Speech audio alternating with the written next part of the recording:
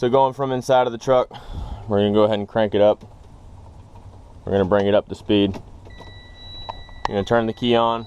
You're gonna wait for all of your lights to go out, let it run through its test. You're gonna go ahead and crank it up. Make sure that it's in neutral. Push your clutch in fully. Go ahead and start.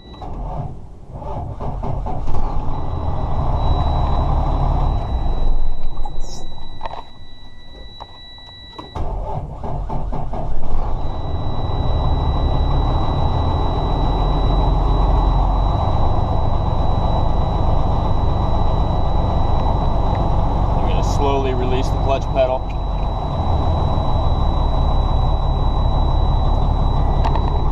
Bring the RPMs up to about 1500 RPMs. The RPM gauge is actually broken on this one.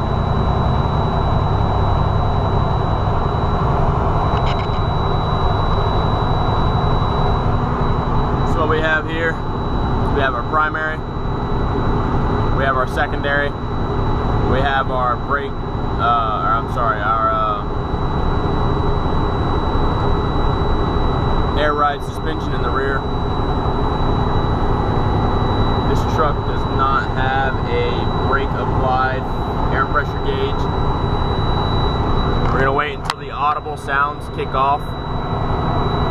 We got our audible here, our visual here. You can hear the beeping. That's the audible alert to let you know that it's below 60 psi in primary and secondary, either or. So at the moment we're at 80 psi on primary. We're just getting to almost the cutoff on the secondary. There you go. That lets you know that both of the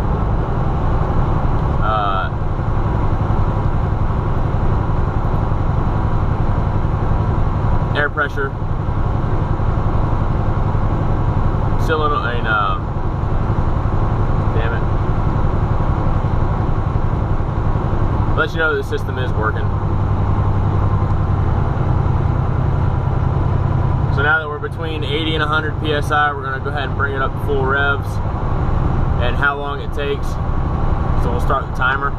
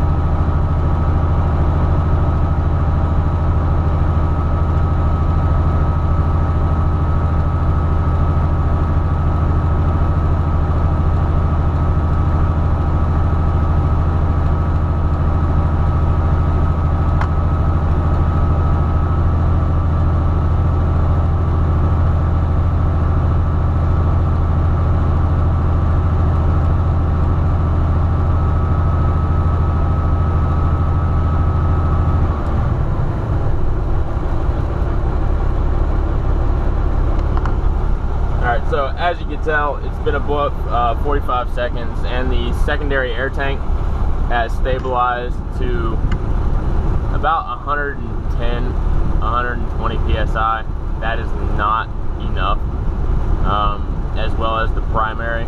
I never heard the pop-off valve, so that tells me that there is a problem with the supply. It is not able to give us enough. It may even be the air compressor itself. So what we're going to do now is we're going to shut the truck off, and we're going to time 2 minutes.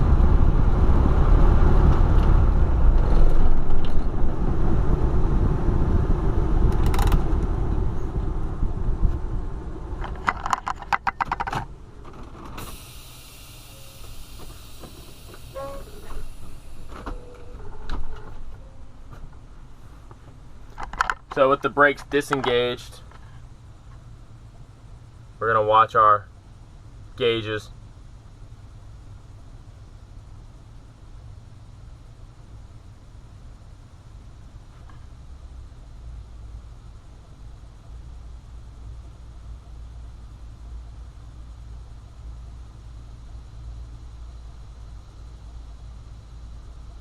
And so while our gauges are doing what they need to do, we're going to go ahead and walk around the truck.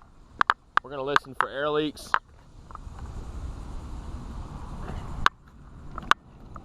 I'm going to go ahead and unsecure the hood.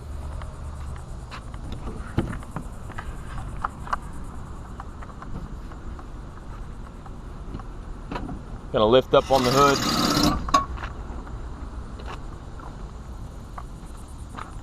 Here we have our air compressor.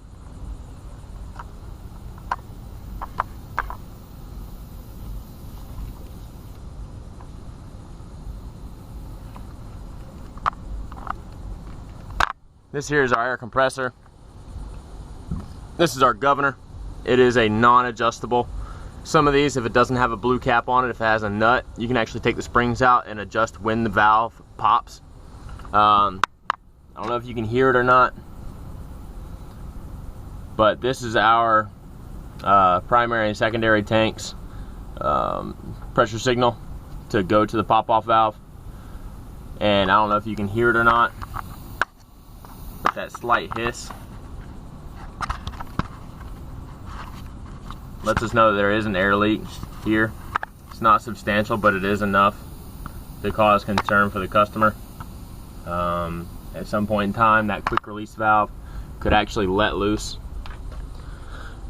So we're going to continue on around the truck. We're going to go underneath. So what we have here is we have our primary and our secondary tanks.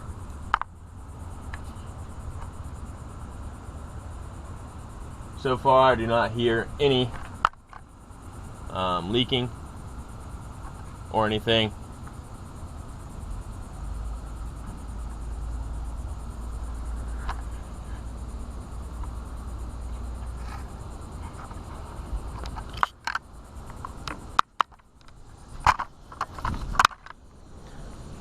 We're going to come back to our brake canisters.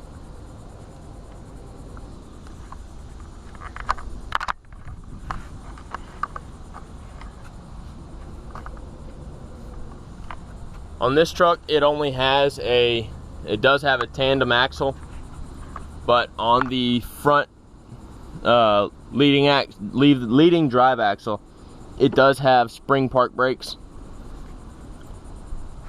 On the rears, it is only a air brake.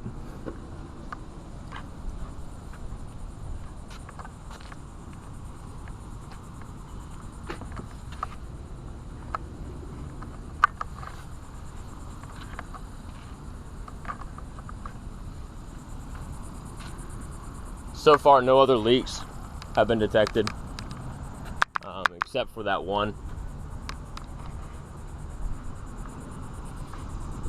Alright, so what we're going to do now is we're going to do a brake applied test. With brake applied, you want your PSI, your air pressure, to be between 80 and 100. Right now, 90 to 100 PSIs. So what we'll do is we'll do a full brake application and hold it all the way to the floor. While normally you would have an assistant doing it, you would have them holding the air pressure and the brake pedal down, or you would have an actual brake assist stick. So what we'll do now is we'll do a walk around as if the brakes were applied. And if the brakes were applied at the moment, that means that the brakes would be touching the drums. We do have the parking brake released, so that way it releases the springs, because if the springs are engaged, it's already going to be completely engaged, and if it's engaged, the air pressure is not going to let us know if there's leaks.